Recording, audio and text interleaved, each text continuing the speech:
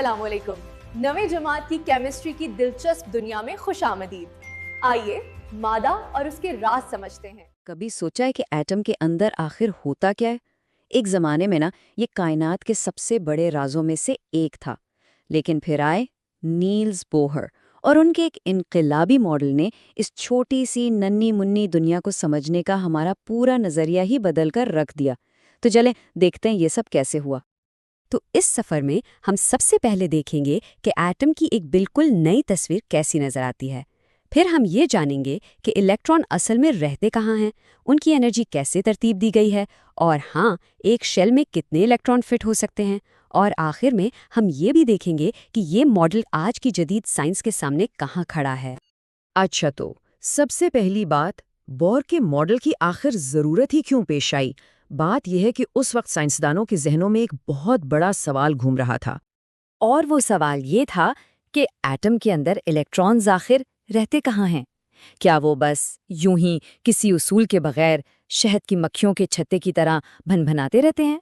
या फिर उनके रहने की कोई खास तरतीब, कोई मुनज़्ज़म जगह भी है? बस यही वो पहेली थी जिसे हल करना नील्स बोहर का मिशन था। और फिर 1913 में बोहर ने एक कमाल का जवाब पेश किया। उन्होंने कहा, जरा एटम को एक छोटे से सोलर सिस्टम की तरह सोचकर देखें। इलेक्ट्रॉन्स आवारा नहीं घूम रहे, नहीं, बल्कि वो तो सैयारों की तरह अपने सूरज यानी न्यूक्लियस के गिर्द बिल्कुल फिक्स्ड रास्तों पर चक्कर लगा रहे हैं। और बस इसी एक ख्याल से एटम की दुनिया में फैली हुई सारी अफरा तफरी में एक तरतीब नजर आने लगी। तो ये फिक्स्ड रास्ते आखिर हैं क्या चीज़? दरअसल बोहर के मॉडल का सारा जादू इसी एक आइडिया में छुपा है, शेल्स, जिन्हें हम एनर्जी ऑर्बिट्स भी कहते हैं।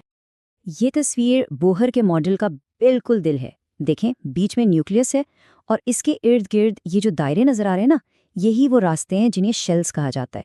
और ये सिर्फ रास्ते नहीं है, बल्कि हर शेल की अपनी एक खास एनर्जी लेवल भी है। और यहाँ एक बहुत ही सख्त उसूल लागू होता है। हर शेल की अपनी एक फिक्स्ड बिल्कुल मखसूस एनर्जी है। एक इलेक्ट्रॉन या तो एक शेल में होगा या फिर दूसरे में, लेकिन इन शेल्स के बीच की जो खाली जगह है ना, वहाँ इसका होना बिल्कुल नामुमकिन है। इसे समझने का बेहतरीन तरीका एक सीढ़ी की मिसाल है। सोचिए कि न्यूक्लियस के सबसे करीब वाला स्टेप सबसे कम एनर्जी का है। जैसे जैसे सीढ़ी चढ़ते जाएंगे, हर अगले स्टेप पर एनर्जी बढ़ती जाएगी। और सबसे अहम बात, इलेक्ट्रॉन सिर्फ उन स्टेप्स पर ही खड़े हो सकते हैं, दो स्टेप्स के बीच में हवा में नहीं रह सकते। है ना दिलचस्प? अच्छा, तो अगर ये एनर्जी लेवल्स इतने मुनज़्ज़म हैं, तो जाहिर है साइंसदानों ने इन्हें कोई नाम भी दिए होंगे। जी बिल्कुल, चलें देखते हैं वो क्या है। और ये तरतीब तो हैरत अंगेज तौर पर आसान है। सबसे अंदर वाला शेल है के शेल, जिसे हम n=1 भी कहते हैं। उसके बाद बस अल्फ़ाबेट्स को फॉलो करना है, L, M, N, और ये सिलसिला ऐसे ही आगे चलता रहता है ना? बिल्कुल साफ और सीधा सादा सिस्टम। अब जो अगला सवाल जहन में आता है वो ये है कि ठीक है, शेल्स तो हैं, लेकिन हर शेल में कितने इलेक्ट्रॉन्स की गुंजाइश होती है? यानी क्या इन शेल्स की कोई लिमिट है, या ये जितने चाहें उतने इलेक्ट्रॉन से भर सकते हैं? जवाब एक बहुत ही सादा से मगर शानदार फॉर्मूले में छुपा है, 2n²। यहाँ n का मतलब है शेल का नंबर। बस यही एक छोटा सा फॉर्मूला कायनात के हर एटम पर लागू होता है और हमें बताता है कि किस शेल में कितने इलेक्ट्रॉन्स के लिए जगह है। तो चले इस फॉर्मूले को जरा इस्तेमाल करके देखते हैं। पहले शेल यानी n=1 के लिए ये हमें बताता है कि 2 इलेक्ट्रॉन आ सकते हैं। दूसरे शेल के लिए 8 और तीसरे के लिए 18।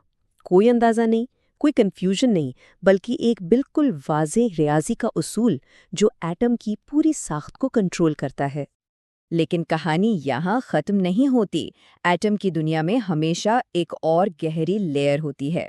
अगर हम इन बड़े शेल्स के अंदर थोड़ा और जूम इन करें तो हमें एक और भी ज़्यादा डिटेल्ड स्ट्रक्चर नज़र आएगा।